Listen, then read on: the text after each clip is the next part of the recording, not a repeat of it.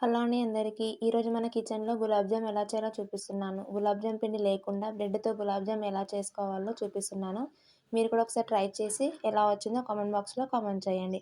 ఒక బౌల్‌లోకి బ్రెడ్ ముక్కలు వేసుకొని, అలాగే 1 గ్లాస్ వరకు పాలు, కాచిన పాలు తీసుకొని కొద్ది కొద్దిగా పోసుకుంటూ గోధుమ పిండిలాగా సాఫ్ట్‌గా కలుపుకొని పక్కన పెట్టుకోండి. తర్వాత 10 నిమిషాల తర్వాత కొద్ది కొద్దిగా తీసుకొని ఇలా బాల్స్‌లాగా చుట్టుకొని పక్కన పెట్టుకోండి. షుగర్ సిరప్ కోసం స్టవ్ ఆన్ చేసి బౌల్ పెట్టుకొని 1 కప్పు షుగరు, అదే కప్పుతో 1 కప్పు వరకు వాటర్ వేసుకొని షుగర్ కరిగేంత వరకు కరిగించుకోవాలి. షుగర్ కరిగిన తర్వాత 2, 3 ఇలాచీలు దంచి వేసుకొని స్టవ్ ఆఫ్ చేసి పక్కన పెట్టుకోండి. తర్వాత స్టవ్ ఆన్ చేసి కడాయి పెట్టుకొని ఫ్రైకి సరిపడా ఆయిల్ వేసుకొని గులాబ్ జాములు గోల్డెన్ కలర్‌లో వచ్చే వరకు ఫ్రై చేసుకోవాలి.